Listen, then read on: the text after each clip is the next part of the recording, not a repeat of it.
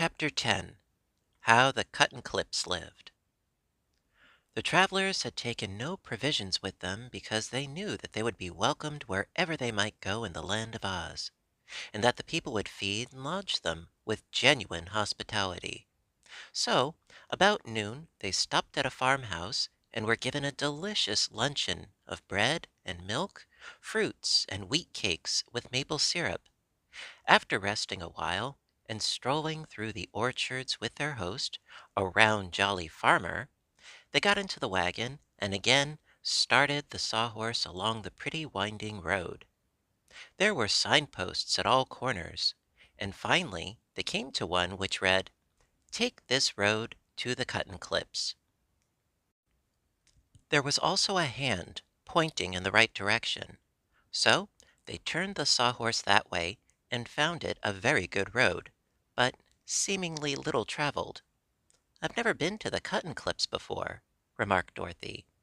"Nor I," said the Captain General. "Nor I," said the Wizard. "Nor I," said Billina.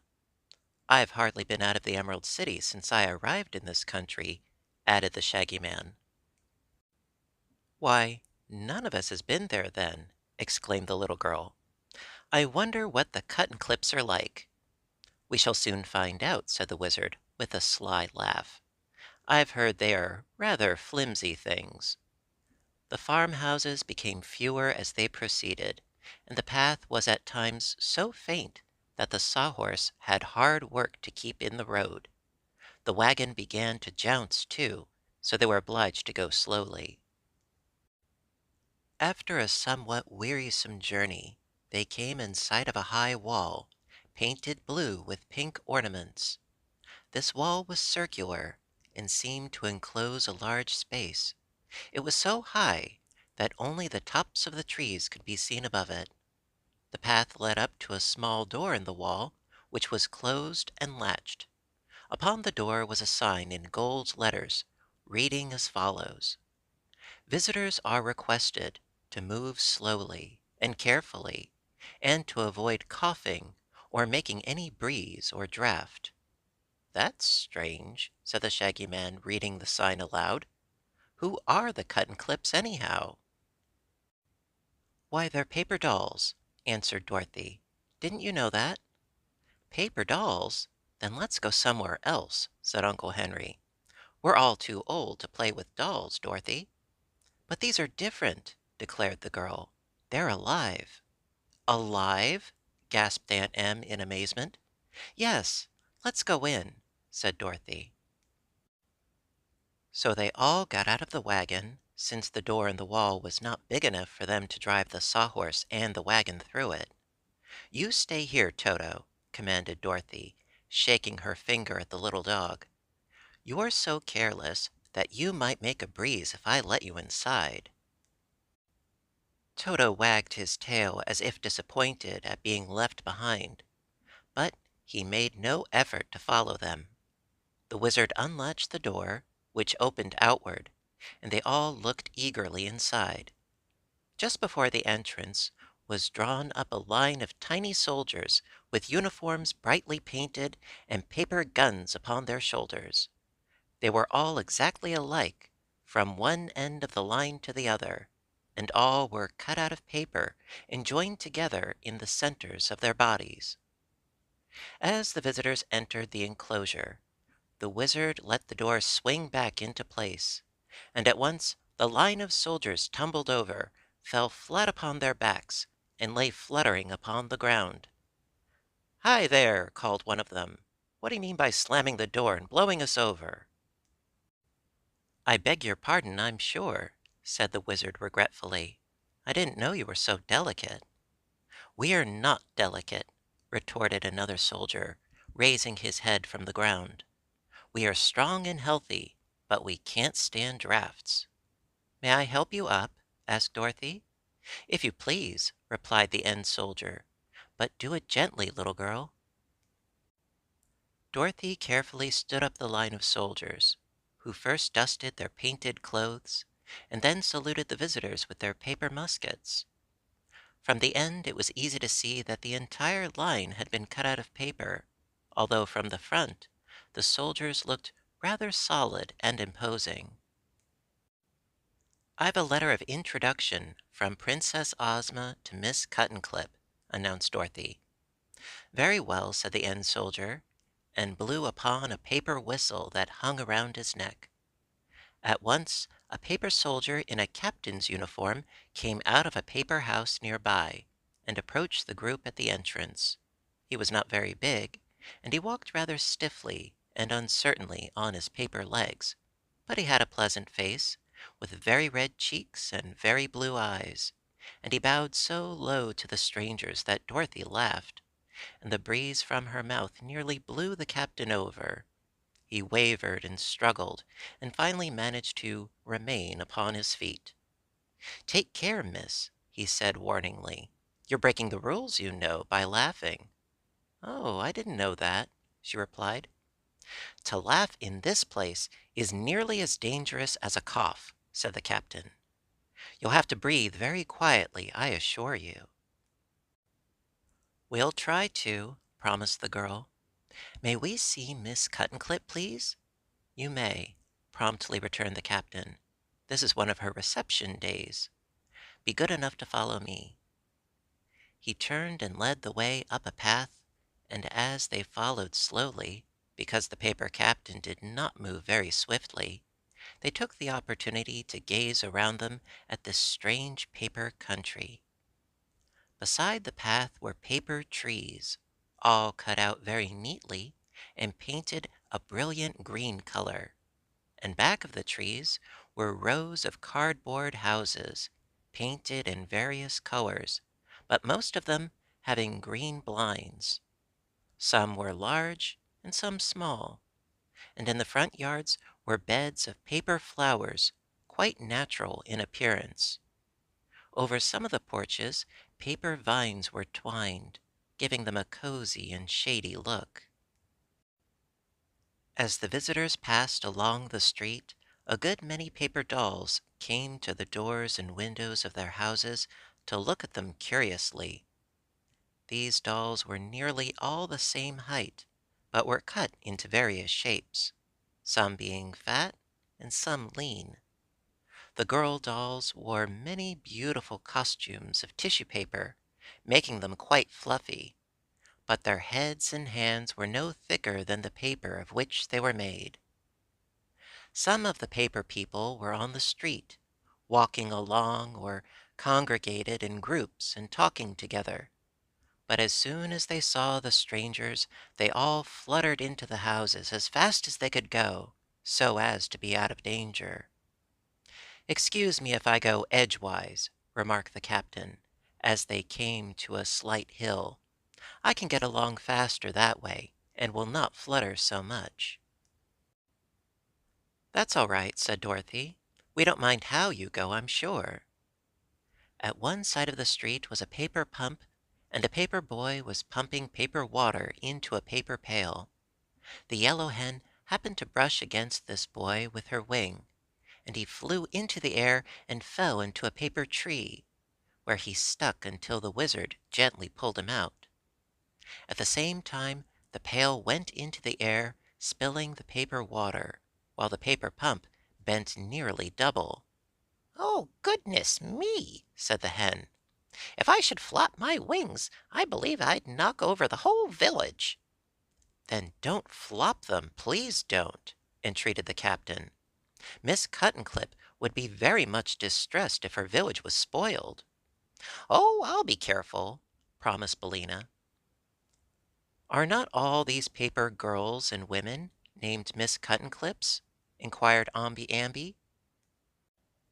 "No, indeed," answered the captain, who was walking better since he began to move edgewise. "There is but one Miss Cuttenclip, who is our queen, because she made us all. These girls are Cuttenclips, to be sure, but their names are Emily and Polly and Sue and Betty and such things. Only the queen is called Miss Cuttenclip. I must say that this place beats anything I ever heard of," observed Aunt Em.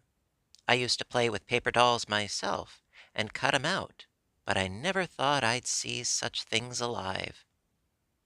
I don't see it as any more curious than hearing hens talk, returned Uncle Henry. You are likely to see many queer things in the land of Oz, sir, said the wizard. But a fairy country is extremely interesting when you get used to being surprised. Here we are, called the captain, stopping before a cottage. This house was made of wood and was remarkably pretty in design. In the Emerald City, it would have been considered a tiny dwelling indeed, but in the midst of this paper village it seemed immense. Real flowers were in the garden, and real trees grew beside it. Upon the front door was a sign reading, Miss Cuttenclip. Just as they reached the porch, the front door opened, and a little girl stood before them. She appeared to be about the same age as Dorothy, and smiling upon her visitors, she said sweetly, "You are welcome." All the party seemed relieved to find that here was a real girl of flesh and blood. She was very dainty and pretty as she stood there welcoming them. Her hair was a golden blonde, and her eyes turquoise blue. She had rosy cheeks and lovely white teeth. Over her simple white lawn dress she wore an apron with pink and white checks, and in one hand she held a pair of scissors. "May we see Miss Cuttenclip, please?" asked Dorothy. "I am Miss Cuttenclip," was the reply. "Won't you come in?" She held the door open while they all entered a pretty sitting room that was littered with all sorts of paper, some stiff, some thin, and some tissue. The sheets and scraps were of all colors. Upon the table were paints and brushes, while several pair of scissors of different sizes were lying about. "Sit down, please," said Miss Cuttenclip, clearing the paper scraps off some of the chairs. "It is so long since I have had any visitors that I am not properly prepared to receive them. But I'm sure you will pardon my untidy room, for this is my workshop." "Do you make all the paper dolls?" inquired Dorothy. "Yes, I cut them out with my scissors, and paint the faces and some of the costumes. It is very pleasant work, and I am happy making my paper village grow." "But how do the paper dolls happen to be alive?" asked Aunt Em. "The first dolls that I made were not alive," said Miss Cuttenclip. "I used to live near the castle of a great sorceress named Glinda the Good, and she saw my dolls and said they were very pretty. I told her I thought I would like them better if they were alive, and the next day the sorceress brought me a lot of magic paper. 'This is live paper,' she said, 'and all the dolls you cut out of it will be alive, and able to think and to talk. When you have used it all up, come to me and I will give you more.'" Of course I was delighted with this present, continued Miss Cuttenclip, and at once set to work and made several paper dolls, which, as soon as they were cut out, began to walk around and talk to me. But they were so thin that I found that any breeze would blow them over and scatter them dreadfully. So Glinda found this lonely place for me, where few people ever come. She built the wall to keep any wind from blowing away my people, and told me I could build a paper village here and be its queen. That is why I came here and settled down to work and started the village you now see. It was many years ago that I built the first houses, and I've kept pretty busy and made my village grow finely. I need not tell you that I am very happy in my work." "Many years ago!" exclaimed Aunt Em. "Why, how old are you, child?" "I never keep track of the years," said Miss Cuttenclip, laughing. "You see, I don't grow up at all, but stay just the same as I was when I first came here. Perhaps I'm older than even you are, madam, but I couldn't say for sure." They looked at the lovely little girl wonderingly, and the wizard asked, "What happens to your paper village when it rains?" "It does not rain here," replied Miss Cuttenclip. "Glinda keeps all the rain storms away, so I never worry about my dolls getting wet. But now, if you will come with me, it will give me pleasure to show you over my paper kingdom. Of course, you must go slowly and carefully and avoid making any breeze." They left the cottage and followed their guide through the various streets of the village. It was indeed an amazing place when one considered that it was all made with scissors, and the visitors were not only greatly interested, but full of admiration for the skill of little Miss Cuttenclip.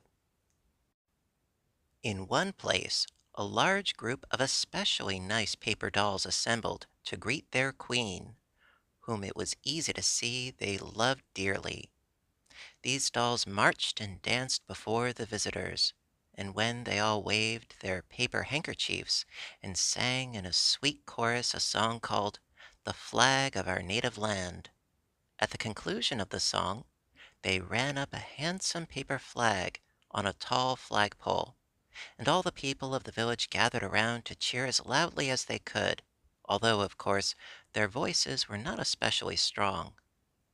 Miss Cuttenclip was about to make her subjects a speech in reply to this patriotic song when the Shaggy Man happened to sneeze.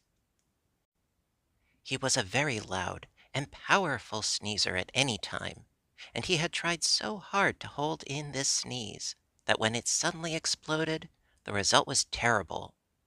The paper dolls were mowed down by dozens, and flew and fluttered in wild confusion in every direction, tumbling this way and that, and getting more or less wrinkled and bent. A wail of terror and grief came from the scattered throng, and Miss Cuttenclip exclaimed, dear me," and hurried at once to the rescue of her overturned people. "Oh, Shaggy Man, how could you?" asked Dorothy reproachfully. "I couldn't help it. Really I couldn't," protested the Shaggy Man, looking quite ashamed. "And I had no idea it took so little to upset these paper dolls." "So little!" said Dorothy. "Why, it was almost as bad as a Kansas cyclone." And then she helped Miss Cuttenclip rescue the paper folk and stand them on their feet again.